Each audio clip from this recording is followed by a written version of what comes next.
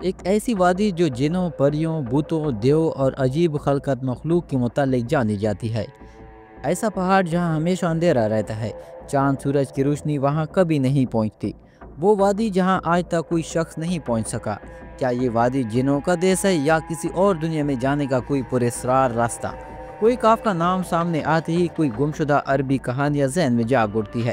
ایسی کہانیاں جو بادشاہ کی حسین شہزادیوں سے شروع ہو کر جنوں اور پریوں کے زیر قبضہ ہیبت ناک قلعوں اور طلسم سے جڑی ہوتی ہے۔ ایسی کہانیوں کا مرکز عام طور پر یہ ہوتا ہے کہ فلاں ملک کے طاقتور بادشاہ کی حسین اور نرم و نازک شہزادی کو فلاں جن یا دیو نے اغوا کیا اور کوئی کاف کی کسی وادی کے تاریک محل میں لے جا کر قید کر دیا۔ اس طرح کی کہانیاں ہندوستان، ایران اور عرب علاقوں کے افسانوی اور ادبی کتابوں میں اہم مقام رکھتی ہے۔ تحریری شکل میں موجود ہونے کے علاوہ یہ داستانیں سینہ بسینہ روایتوں کی شکل میں بھی منتقل ہوئی ہے۔ جبل کاف یا کوئی کاف مشرقی وسطی اور عرب کے مشہور افسانوں میں ایک افسانوی پہاڑی سلسلے کا نام ہے۔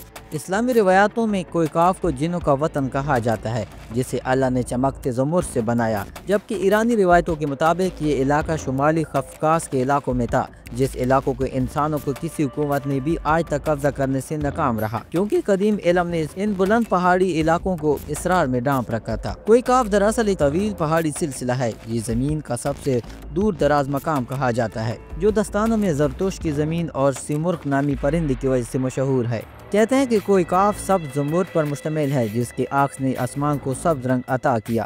کوئی کاف کو جنوں کا شہر بھی کہا جاتا ہے، جہاں زمانہ قدیم میں جنات کی نسلوں نے بہت ساری حکومتیں قائم کی تھی۔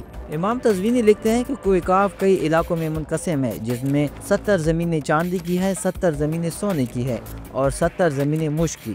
عربی کتابوں کے مطابق کاف پہاڑی سلسلوں میں سب سے اونچا تھا، جو اللہ کی طرف سے زمین کو سہارا دینے کے لیے بنایا گیا تھا، اور اس دنیا میں جتنے بھی پہاڑی سلسلے ہیں تمام سلسلوں کی شاخیں زیر زمین کوئی کاف سے جڑا ہے۔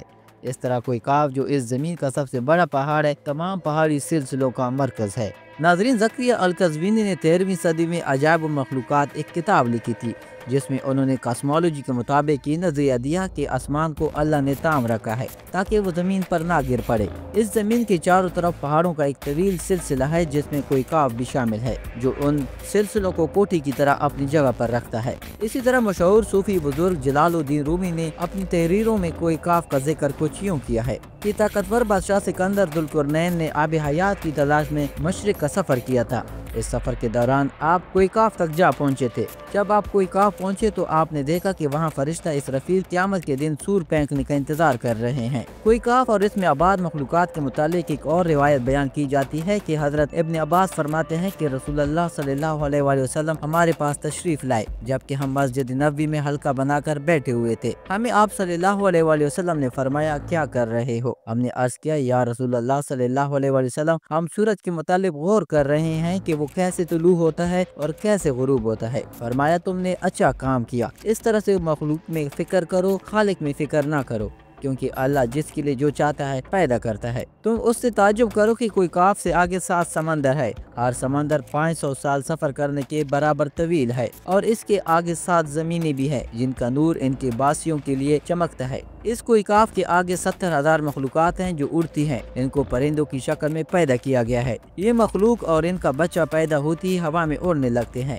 یہ اپنی تسبیح کی ادائیگی میں ذرا برابر وقفہ نہیں کرتے۔ ان کا کھانا بھی ہوا ہے، ان کا پینا بھی ہوا ہے، ان کا لباس بھی ہوا ہے اور ان کے برتن بھی ہوا کے ہیں۔ وہ یہ نہیں جانتے کہ اللہ نے حضرت آدم علیہ السلام کو پیدا کیا ہے، اور نہ ابلیس کو جانتے ہیں اور نہ ہی اس کے ابلیس کے اولاد کو جانتے ہیں۔ اللہ نے کوئی کاف کو دنیا کے گرد تخلیق کیا ہے۔ یہ تمام دنیا اس بہار کے درمیان میں ایسے موجود ہیں جیسے ایک انگلی میں انگوٹھی۔ کوئی انسان وہاں پہنچ نہیں سکتا کیونکہ وہاں پہنچنے تک 4 مہینے اندھیرے سے گزارنا پڑے گا۔ یہ وہ پہاڑ ہے جہاں کوئی سورج نہیں، کوئی چاند نہیں، یہاں تک کہ یہ لوگ چاند اور سورج کے بارے میں بھی نہیں جانتے کہ اللہ نے چاند اور سورج بھی تخلیق کی ہے۔ جو روشنی ان تک پہنچے وہ کاف پہاڑ کی روشنی ہے، اور وہاں موجود لوگ جڑی بوٹیاں کھاتے ہیں اور ان کے بدن پر کوئی کپڑا نہیں ہوتا۔ صحابہ نے پوچھا، یا رسول اللہ صلی اللہ علیہ وسلم کیا وہ لوگ فرشتے ہیں؟ آپ صلی صلی اللہ علیہ وسلم نے ارشاد فرمایا، نہیں وہ فرشتے نہیں لیکن اللہ سے ان کی فرما برداری بالکل فرشتوں کی طرح ہے۔ پھر آپ صلی اللہ علیہ وسلم نے فرمایا کہ معراج کی رات ان کی ملاقات کوئی کاف کے لوگوں سے ہوئی تھی اور وہاں کے لوگوں نے آپ صلی اللہ علیہ وسلم کی دعوت کو قبول کیا اور وہ مسلمان ہو گئے۔ صوفیاء کرام کے نزدیک دراصل کوئی کاف اس زمین میں موجود کوئی پہاڑ نہیں، بلکہ کوئی کاف سے مراد عالم مثال میں واقع وہ پہاڑی سلسلہ ہے جو بذریعہ کشف